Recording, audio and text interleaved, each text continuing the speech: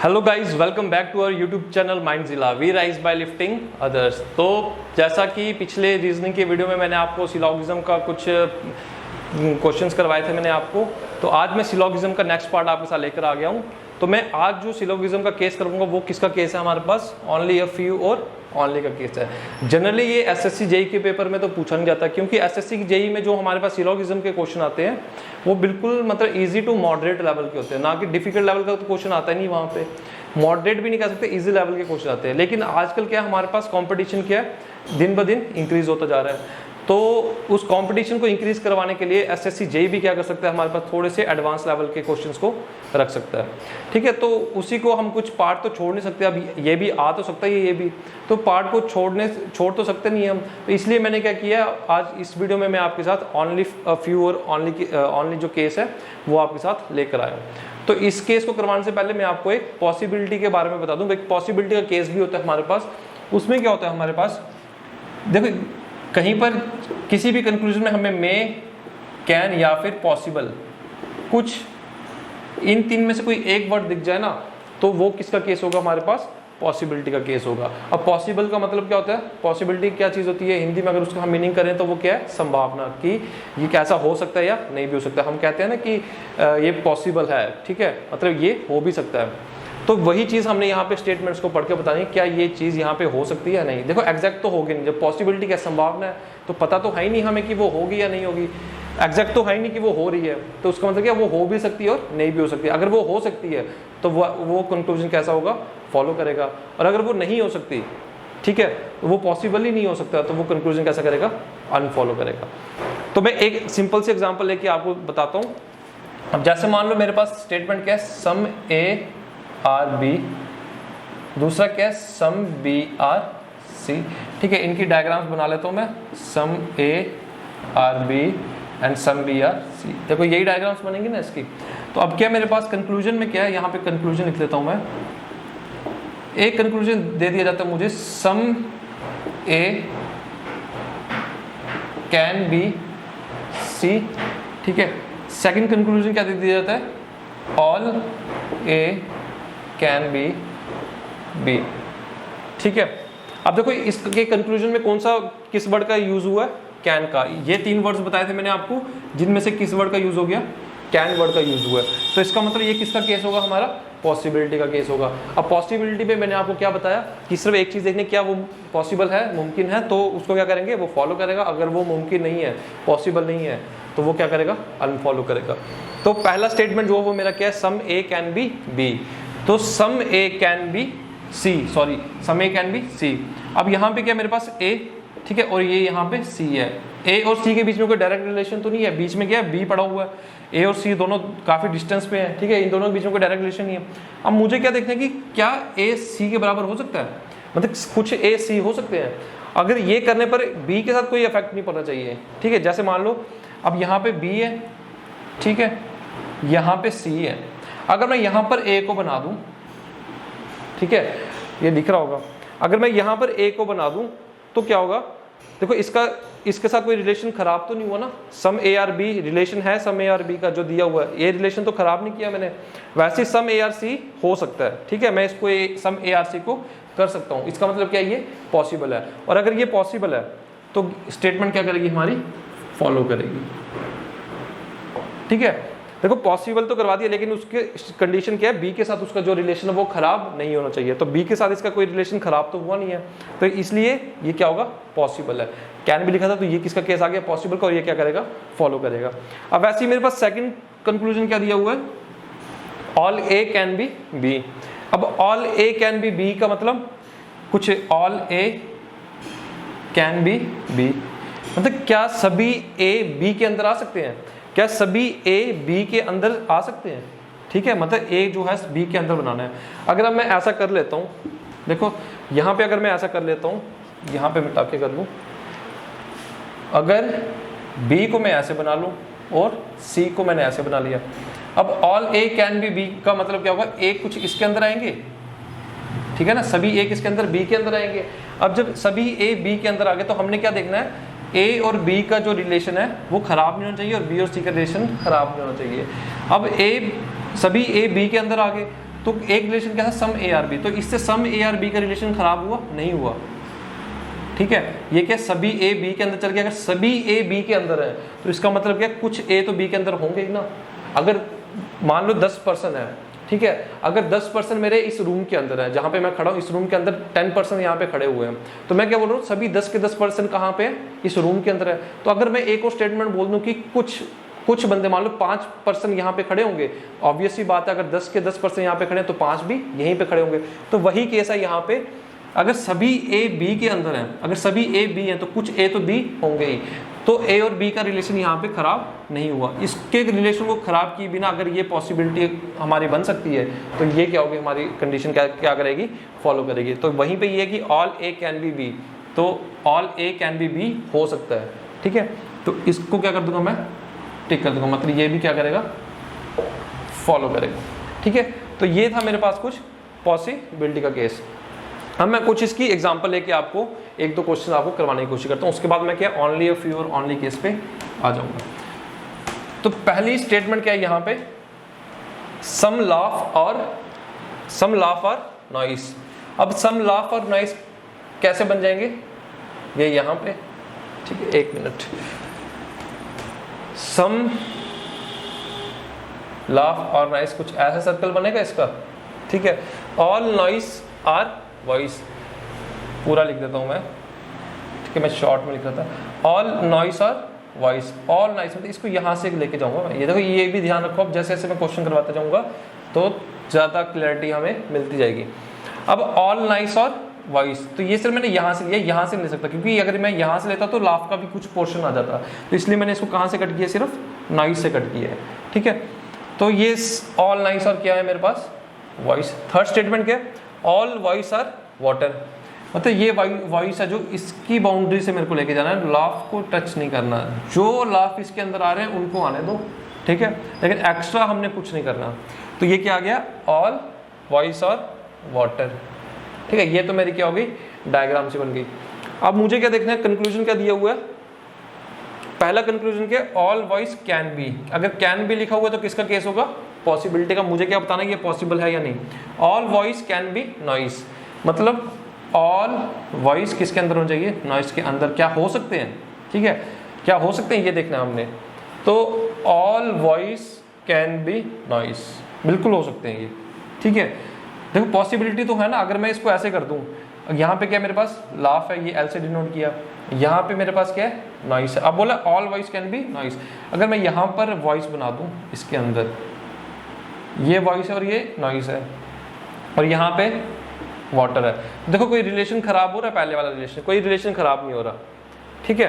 तो ऐसा पॉसिबल है हमारे पास, ऐसा हम कर सकते हैं, तो इसलिए ये स्टेटमेंट क्या होगी, ट्रू हो जाएगी, ठीक है। तो ये स्टेटमेंट क्या होगी, फॉलो कर जाएगी, all voice can be noise, ये हो सकता है। अच्छा, सेकंड स्टेटमेंट क्या है, ऑल वाटर इज नॉइस, ये तो सिंपल स्टेटमेंट, ये पॉसिबिलिटी का केस नहीं है हमारे पास।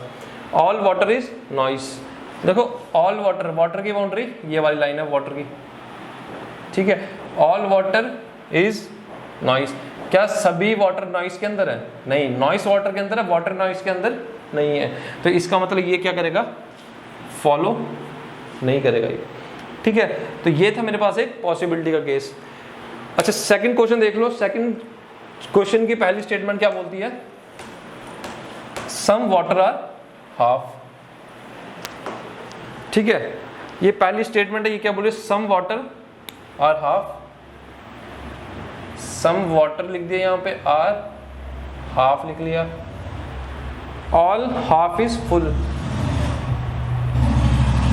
ये थोड़ा सा यहाँ पे ये क्या आएगा, यहाँ पे ऑल हाफ इज फुल, तो सारे हाफ किसके अंदर बिठा दूंगा मैं, फुल के अंदर, तो ये भी बना दिया। थर्ड स्टेटमेंट क्या बोले, no full is tank, no full is tank मतलब फुल और टैंक के बीच में नो का रिलेशन, तो ये भी कुछ ऐसा बन जाएगा, ठीक है।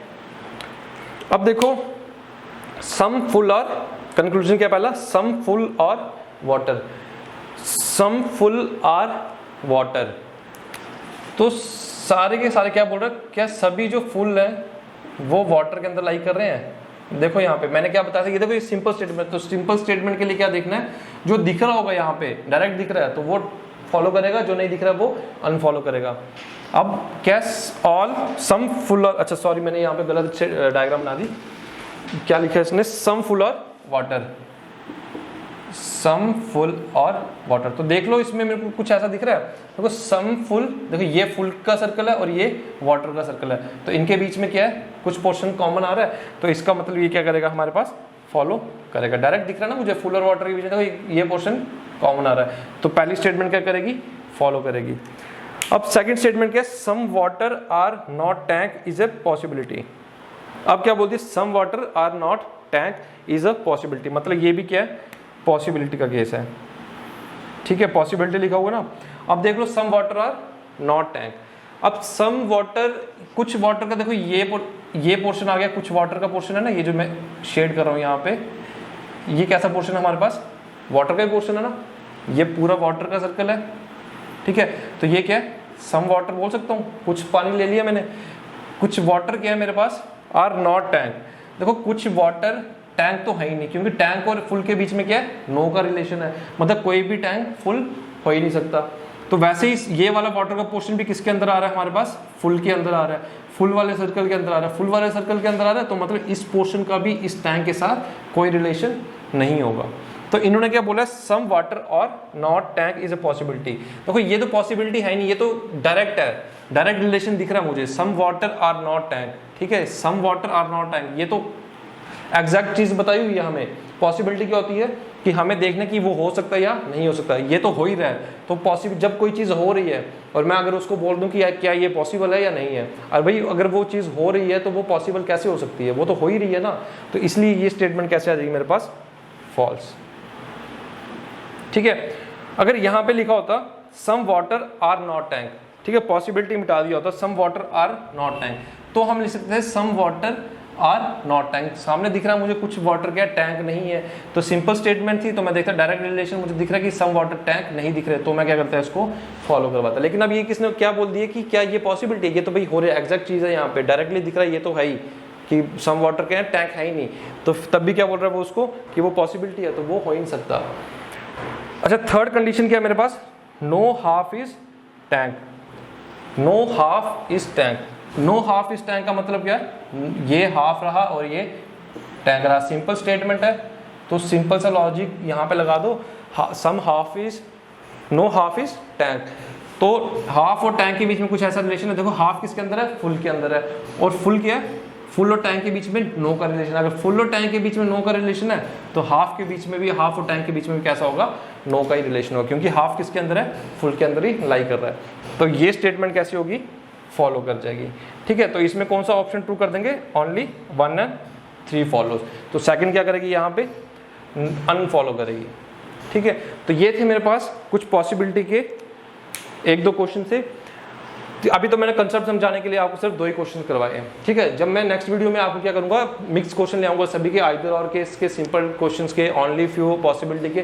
तो जब मैं मिक्स क्वेश्चन ले आऊंगा तो वहां पे ज़्यादा क्लैरिटी मिल जाएगी आपको कि पॉसिबिलिटी में क्या करना है और आइदर और केस में कैसे दिखेगा हमें, और ओनली फ्यू में क्या दिखेगा। तो नेक्स्ट जो हमारे पास कॉन्सेप्ट है वो किसका है, ओनली अ फ्यू और ओनली का।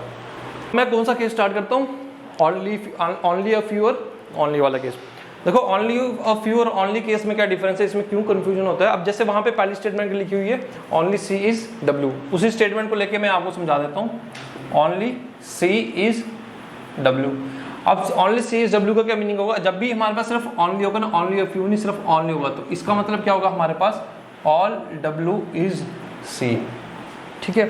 ऑल डब्ल्यू सी की तो डायग्राम आपको बनाना आती है, तो क्या करना है आपको, ऑल लिख देना यहाँ पे, जो पहले लिखा होगा उसको बाद में लिख देना, जो बाद में लिखा होगा उसको पहले लिख देना, ठीक है। एक तो ये इसकी डायग्राम बनाने के लिए, इसकी डायग्राम कैसे बनेगी, ऑल डब्ल्यू इज सी, ठीक है। ये तो बन गया हमारे पास। अब वो डिफरेंस क्या है, अब इन्होंने क्या लिखा है, ओनली। देखो इसकी कुछ तो सिग्निफिकेंस होगी ना, इसका कुछ तो मीनिंग होगा। अब ओनली का मीनिंग क्या है कि सिर्फ सी ही डब्ल्यू हो सकते हैं, सिर्फ जो डब्ल्यू है हमारे पास, ठीक है, जो मेरे पास डब्ल्यू है वो सिर्फ सी के साथ ही रिलेशन बना सकता है और किसी के साथ रिलेशन नहीं बना सकता। सिंपल सा याद रखना, ओनली के केस में जो डब्ल्यू है हमारा वो सिर्फ सी के साथ ही रिलेशन बना सकता है, और कोई भी इसको अगर टच करने की कोशिश करेगा और किसी का भी सर्कल यहाँ पर टच करने की कोशिश करेगा वो पॉसिबल नहीं होगा, वो क्या कर जाएगा, अनफॉलो कर जाएगा। चाहे वो पॉसिबिलिटी या डायरेक्ट स्टेटमेंट पूछी हो तो वो क्या कर जाएगी, मेरे पास अनफॉलो कर जाएगी। ठीक है, तो ये इसका सिंपल सा लॉजिक है कि W को C के अलावा कोई भी टच नहीं कर सकता। ये याद रखना, ओनली C इज W में W को C के अलावा कोई भी टच नहीं कर सकता। अच्छा, सेकंड स्टेटमेंट पढ़ लूं मैं, सम C is G, some C is G, ये ऐसे बन जाएगा। अब थर्ड स्टेटमेंट क्या, ऑल G इज S, तो G और S के बीच में ऑल का रिलेशन कुछ ऐसे बना दूंगा मैं, ऑल G इज S हो जाएगा। ऑल G E S ऐसे हो गया। अब कंक्लूजन पढ़ लो। अब कंक्लूजन पहला क्या बोला, सम W R G is a possibility.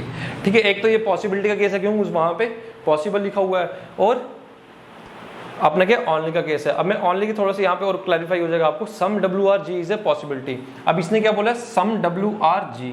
ठीक है, अब नॉर्मल केस होता, मान लो नॉर्मल केस होता, यहाँ पे ओनली C इज W नहीं होता, ऑल W इज C होता। ठीक है, यहाँ पे ऑल W इज C होता, तब तो ये पॉसिबल हो सकता है सम W और G, क्योंकि ये यहाँ पे है तो मैं इसको यहाँ पे बना लेता, कोई इशू नहीं होता। लेकिन अब क्या, ऑनली का केस है। अब ऑनली के केस में मैंने आपको क्या बताया कि W को C के अलावा कोई भी छू नहीं सकता। अब कोई भी छू नहीं सकता तो यहाँ पे क्या बोल दिया, सम W और G है।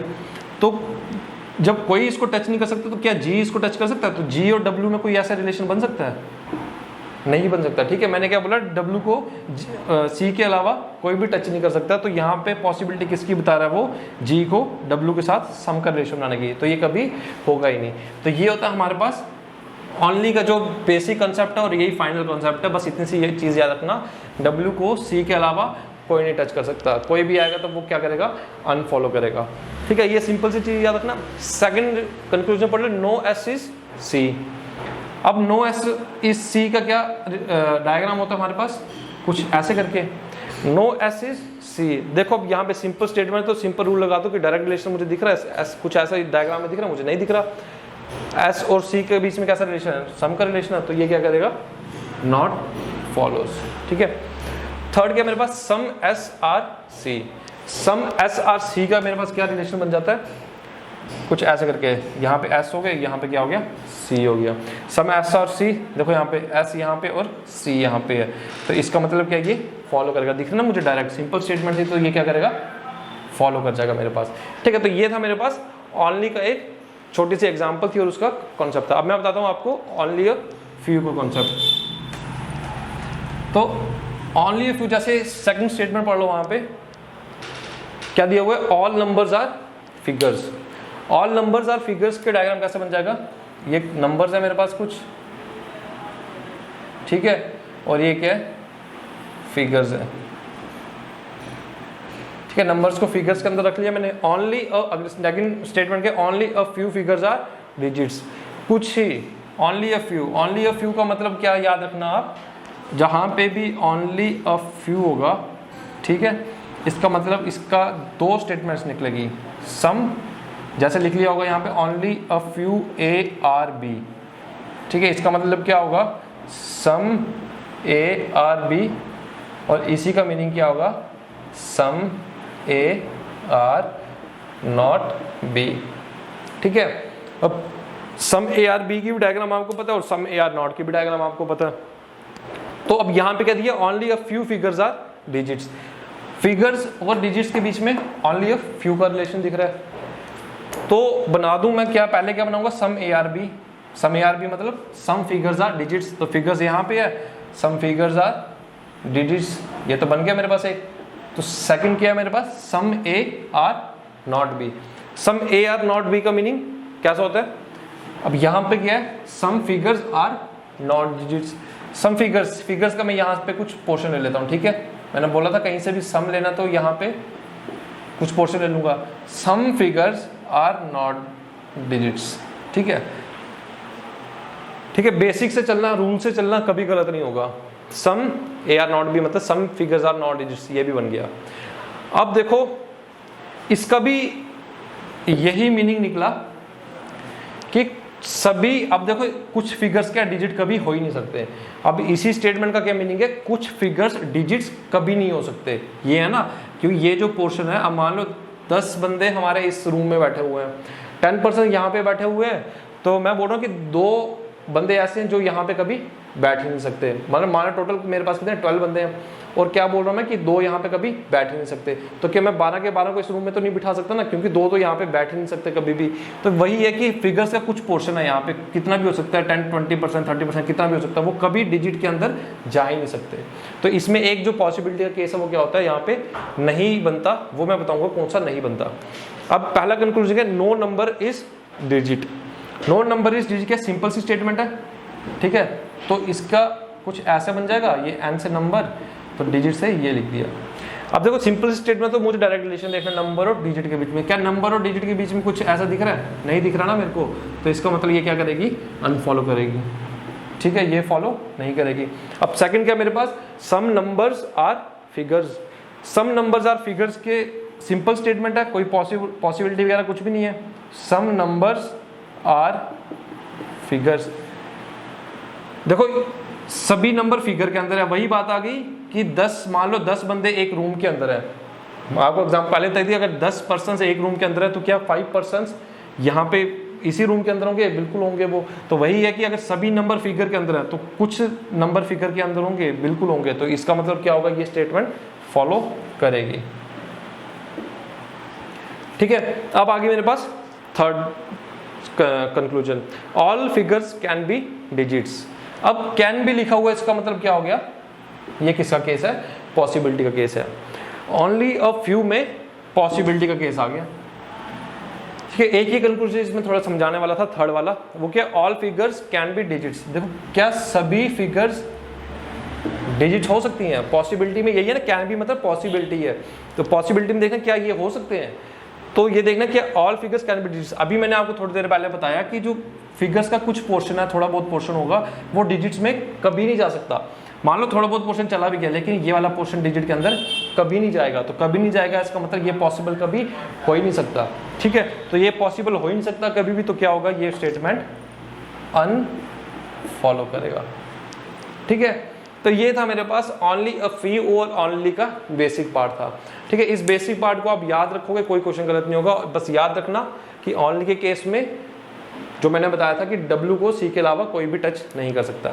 तो ये था मेरे पास पॉसिबिलिटी का कुछ और ओनली और फ्यूचर। अब सिलोगिज्म का क्या, मेरे पास जो बेसिक से जो पार्ट थे, इसके जो डिफरेंट टाइप के क्वेश्चन होते हैं, वो मैंने यहाँ पे कवर करवा दिया आपको। आइदर और केस करवा दिए, सिंपल क्वेश्चंस करवा दिए, पॉसिबिलिटी मैंने आपको बता दी कब ट्रू करनी है, कब फॉल्स करनी है। ओनली अ फ्यू और ओनली का केस, ये थोड़े एडवांस लेवल के क्वेश्चंस आते हैं इसके। जनरली अभी ये बैंकिंग में पूछे जा रहे हैं, तो हो सकता है आने वाले दिनों में SSC भी क्या करे, इनको अपनाए। तो हमें क्या करना है, हमें एडवांस लेवल भी थोड़ा सा प्रिपेयर करके चलना कि कंपटीशन बढ़ रहा है दिन ब दिन। तो कंपटीशन को देखते हुए हमने कोई भी पार्ट इसका मिस नहीं करना है। तो मैं नेक्स्ट वीडियो में आपका सिलोगिज्म को कंक्लूड कर दूंगा। तो मैं कुछ क्वेश्चंस लेके आऊंगा आपके लिए, अच्छे से क्वेश्चंस लेके आऊंगा। हर टाइप के क्वेश्चंस होंगे उसमें, पॉसिबिलिटी भी होगी, सब मिक्स क्वेश्चंस होंगे, पॉसिबिलिटी के ओनली फ्यू, आइदर सभी केसेस होंगे।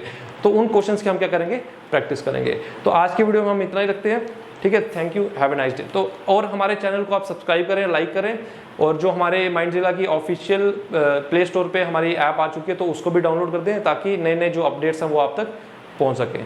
Thank you.